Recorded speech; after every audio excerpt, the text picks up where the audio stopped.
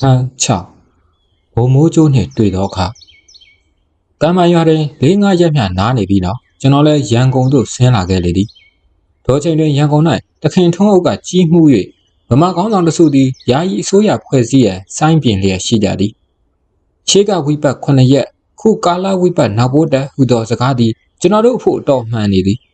အဲကြောင့်ဆိုသောရေခါကအင်္ဂလိပ်လိုတော်ကြီးဟုကျွန်တော်တို့လူစုကပြင်းပြထန်ထန်ဆွဆွဲခဲ့သောလူများနေထိုင်ရာရွှေတောင်ကြားအရက်တွင်ကျွန်တော်တို့လူစုတစုတဝေးကြီးရောက်လျက်ရှိနေသောကြောင့်ဖြစ်သည်ကျွန်တော်လည်းရွှေတောင်ကြားရက်ကွက်ရှိဘိုလရအိမ်တွင်ခိတ္တတဲခိုနေလေသည်ဘိုလရကအထက်သို့တက်သွားသဖြင့်အိမ်မှမရှိကြ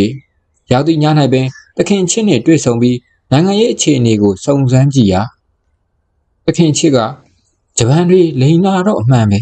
မြန်မာပြည်ထဲမရောက်ခင်တုန်းကမြန်မာပြည်ထဲကိုဝင်လင်းဝင်ချင်းလှည့်ရေးကြီးညာမယ်လို့ခရီးပေးခဲ့တယ်။ဒဝဲကိုရောက်တော့မော်လမြိုင်ရောက်ရင်ကြီးညာမယ်လို့ပြောတယ်။မော်လမြိုင်ရောက်ပြီးတော့ရန်ကုန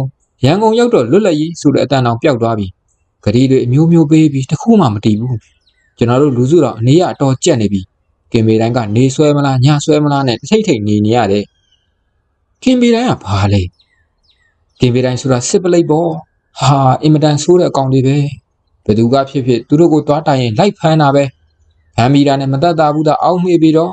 ့လက်နောက်ပြန်တုပ်ပြီးဒုံမှာဆွဲခြေထောက်ကိုကျိုးနဲ့ချီပြီးဇောက်ထိုးဆွဲဘေးကိုတန်ထုတ်နိုင်ရိုက်ပါဇက်ထဲကနေရေတွေသွင်းဘိုက်ပူလာတော့အပေါ်ကနေတက်ခုံဒါပါဟုတ်သေးတယ်လေကျင်စက်နဲ့ဂွေးစီကိုချီပြီးအိုးရေနွေးပွက်ဆူနဲ့ပတ်လက်သေးခွန်ခွာပြီးတော့ဘယ်နဲ့လဲလူတွေကိုတိရစ္ဆာန်တွေညှင်းတယ်လို့ညှင်းနေတာဖြစ်ပါမလားဗျာတခင်နုလည်းနောက်ကိုတိုင်တွေ့ရကြားရပါလိမ့်မယ်ကျွန်တော်လည်းထိုစကားကြားရတော့အခါကြောစိတ်ညွေသွားလေသည်အဲ့လိုနှိပ်ဆက်ပြီးမှအပြစ်မရှိရင်လည်းကောင်းပြီးသွားတော့ဆိုပြီးပြန်လွတ်တာပါပဲအင်မတန်ညှာတာတတ်တဲ့ကင်မင်နဲ့တွေ့ရင်ပြန်လွတ်ခါနီးဝမ်းနေပါတယ်ဆိုတာတော့လောကုစကားကလေးပြောလိုက်ပါသေးရဲ့ကျွန်တော်တို့လူစုတွေကရောဒီကင်မတိုင်းဆိုတာကဖမ်းပြီလားကျွန်တော်ခုတင်ကပြောပကောကျွန်တော်တို့တော့နေဆွဲမလားညာဆွဲမလားနဲ့တထိမ့်ထိတ်နေရပါတယ်ဆိုခုတိတ်ဆိုးနေတာကျွန်တော်တို့ဗမာတွေပဲတိတ်ပြီးအတုံးမကြတာပဲဗျာလူတယောက်ကိုအမြင်ကက်ရင်ဒီကင်မေတိုင်းစီကိုပြေးတာပဲဟဲ့အခင်တို့မှမုန်းတဲ့လူရှိသလား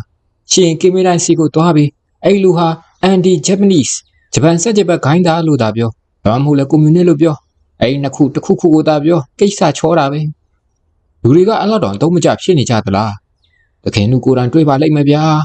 ဒီလိုကြုံကြိုက်လုံနေတဲ့လူတွေဟာကင်မေတိုင်းရုပ်မှာတနေ့ခြေချင်းကိုလိန်နေတာပါပဲအောက်တန်းစားသမားတွေဆိုတာတော့ထားလိုက်ပါအောင်အထက်တန်းသမားဆိုတဲ့လူစားတွေပါခြေချင်းလိမ့်နေတာတာဆိုးသေးတယ်ရိုးဆိုဗမာတွေနားမှာပေါ့ဗမာတွေတိတ်အတုံးမကြတာပဲ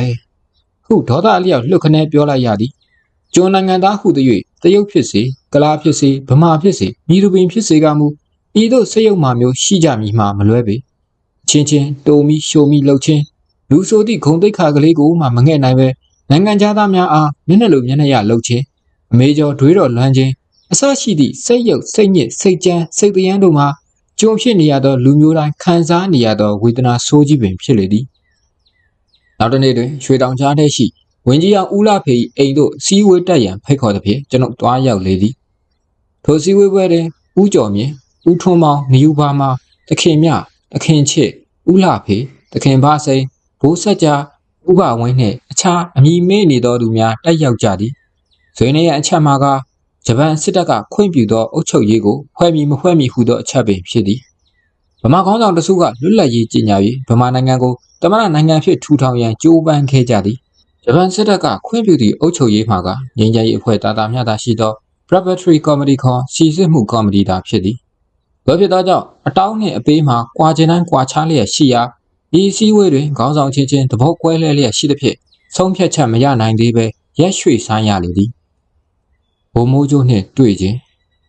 ဒီစည်းဝေးအပြီးတွင်မကြာမီကမှထောင်ကထွက်လာသောလူသစ်များဖြစ်ကြသည့်သခင်ဘာစိန်နှင့်ကျွန်တော်ကိုဘုံမိုးကျိုးနှင့်တွေ့ဆုံရန်သခင်များကခေါ်သွားလေသည်ဘုံမိုးကျိုးဆိုသူ၏ဂျပန်နာမည်မှာကာနယ်ဆူဇူကီဖြစ်သည်ထီယိုကိုမိုးကျိုးပြစ်မီဟူသောတပောင်အရမှဲ့ခေါ်သည်ဟုစုံစမ်းသိရှိရသည်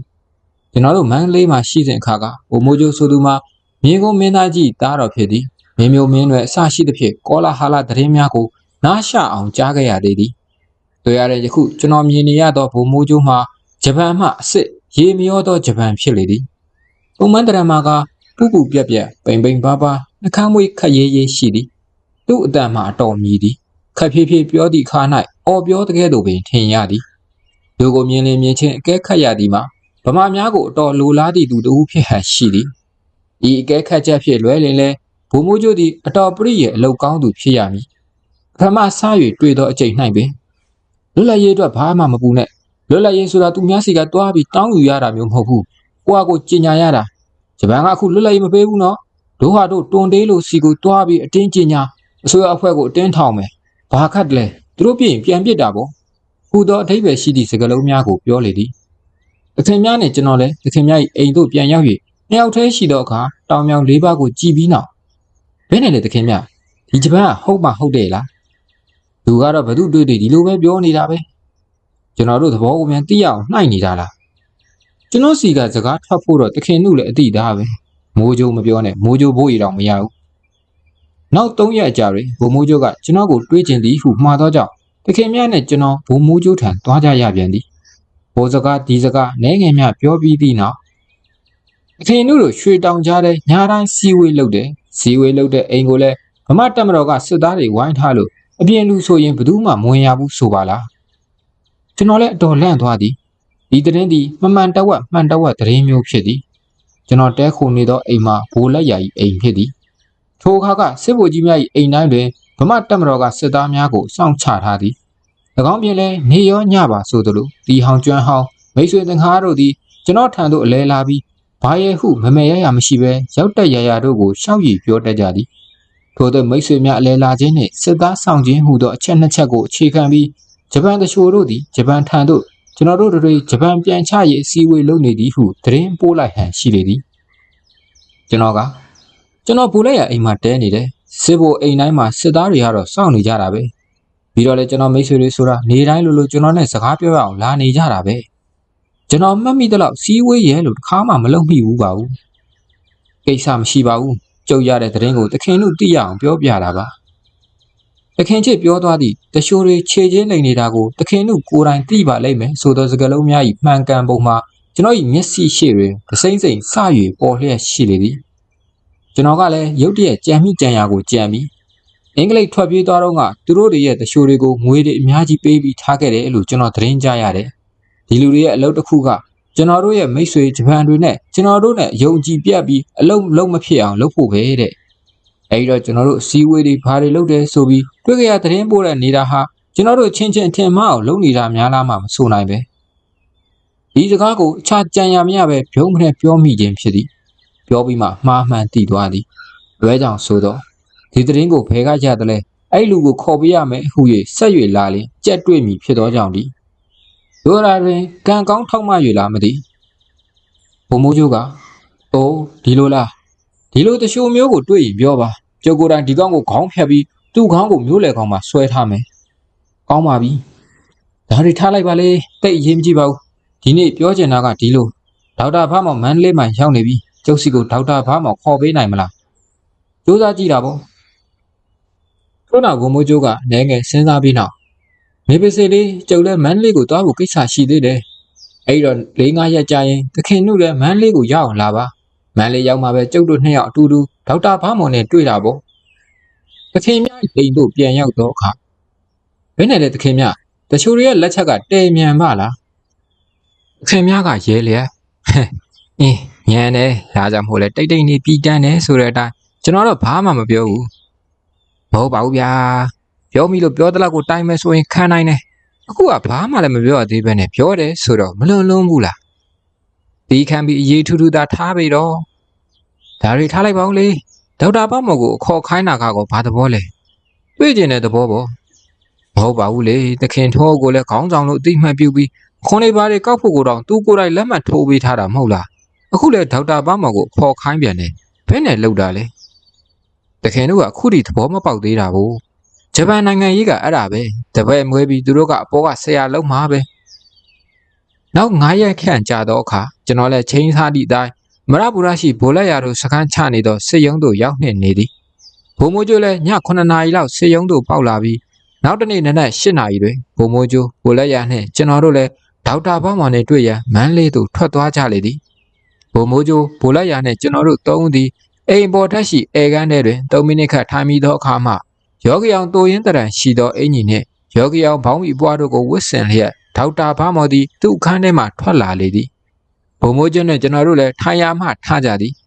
ဒေါက်တာဘာမော်သည်ကျွန်တော်တို့အားထိုင်ကြရန်ပြောပြီးသူကိုယ်တိုင်မထိုင်သေးပဲဗရင်ပေါက်မှအိမ်အောက်သို့လှမ်း၍ဟေးဝင်းတကားတွေပိတ်ထားလိုက်ဘသူမှအိမ်ထဲမဝင်စေနဲ့ဟုဝင်းထဲတွင်မော်တော်ကားအပြက်တစ်စီးကိုဝိုင်းရတွန်းနေကြသောသူ့တပည့်များအားခတ်ထန်ထန်အမိန်ပေးလေသည်ကျွန်တော်လည်းဝင်းတကားစီသို့လှမ်းကြည့်လိုက်ရာခေပြက်စင်ကအလစ်သမားများဖျက်ယူသွား၍လားမသိဝင်းချံမှာပိတ်ဆရာတကားမရှိဖြစ်နေသည်ကိုတွေ့ရသည်